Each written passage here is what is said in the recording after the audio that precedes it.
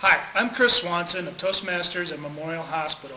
I'm going to share with you some practical speech evaluation tips that will make it easier for you to give more effective evaluations. Let's look at the old-fashioned way of giving speech evaluations. The speaker gives you her manual. As she speaks, you write answers to all the questions provided in the manual. When it's your turn to give the evaluation, you read the answers to each question in order. Kind of a yarner.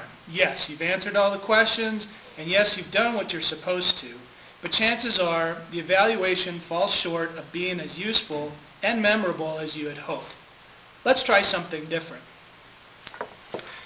Here's an evaluation formula that I use and one that helped me win the D26 Evaluation Contest in 2006. Step 1. Take notes. The first thing I do is quickly read the speech manual to get an understanding of the speaker's objectives. I then put the manual aside. That's right. I don't need it right now. I'll come back to it later. Instead, I take out a good old-fashioned blank sheet of paper. Lined is preferred. And I draw a line straight down the middle. At the top of the left column, I write what I liked. At the top of the right column, I write what can be improved.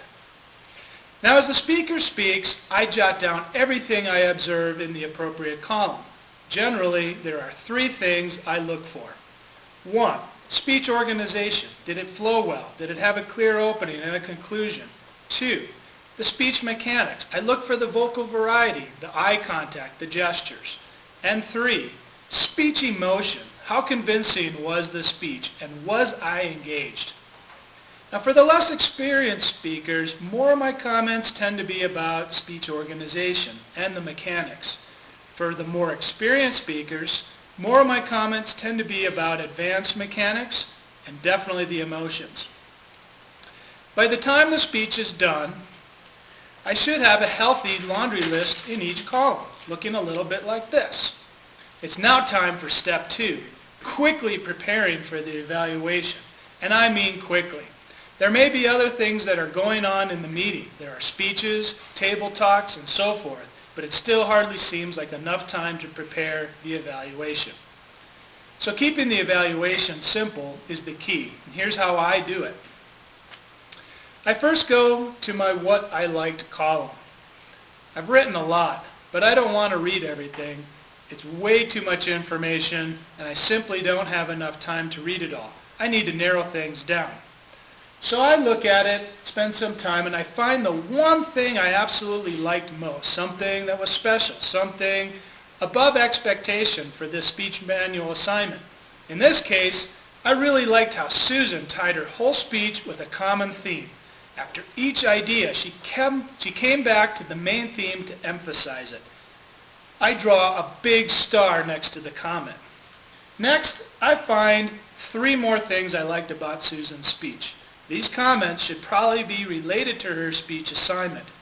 Susan's assignment was to use props, so I number 3 positive comments related to her props. In this example, 1, the props were appropriate. They helped me better understand each of her points. 2, the props were big. I could see them all the way from the back of the room. That was smart. And 3, the props were organized in front of her well. It wasn't awkward for her to reach for her props as she needed them. That avoided distractions, and it didn't waste any time. Good, but I'm not done. Next, I need to give Susan a recommendation to improve something for next time. I'd be remiss if I didn't. I now look at the what can be improved column, and I find something that's appropriate for her speaking level. I spend a little time, review the notes that I've made, and I want to find the one thing that I think would help take her speaking ability to the next level. Here I see that she has a nervous habit of clasping her hands and playing with her wedding ring. Ooh, now that's distracting. Susan is better than that. I draw a big circle around my written comment. There, I'm done. And I have plenty of time to spare, and I can enjoy the rest of the meeting and answer the questions in her manual.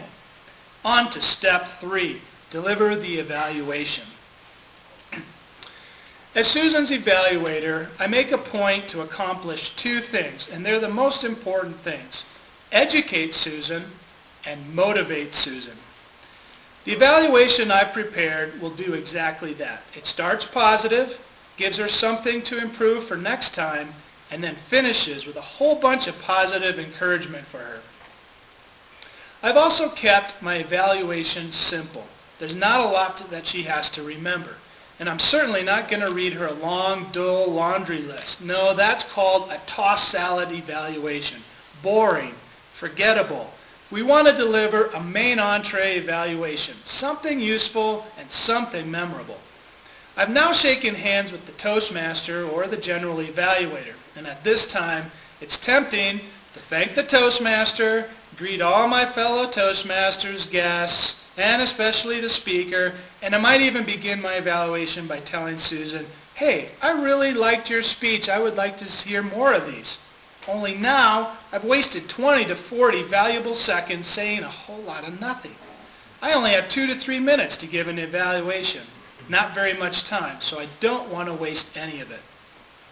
Instead, I jump right into the first 3 things on my what I like list, and I bang them out in the first 30 to 4 seconds. Great! This gives me 2 to 2.5 minutes to focus on the really good stuff, but I've already given her useful information. Now, giving her something specific and memorable that she can improve for next time and ending with a super positive note is where I want to spend my time, and it gives her a whole bunch of encouragement. I have a couple of more notes for you. When I give an evaluation, I try to avoid saying you need to, you want to, or you have to. Those words can come across as condescending and rather demanding. The speaker or the audience may not always agree with you. Instead, I like to use I statements. I recommend, I liked, I suggest. They're simply my opinions, and the speaker can choose to heed them or not. I also try to avoid adjectives. Words like very and good aren't very good words. To tell Susan I thought she did a good job with her gestures doesn't help her much. Instead, I try to say what I liked and why I liked them. I liked how you held the prop in the air and then pointed to it, Susan. Help me understand the point you were trying to make. Ah, now that feedback is useful. By the time I'm done with the entire evaluation, I've accomplished my job. Susan has learned something, and she's motivated for her next speech. Best of all, the evaluation was useful, and the evaluation was memorable. Susan can read the rest of my notes I wrote in her manual later. Try this evaluation formula sometime and see if it helps you give more effective evaluations.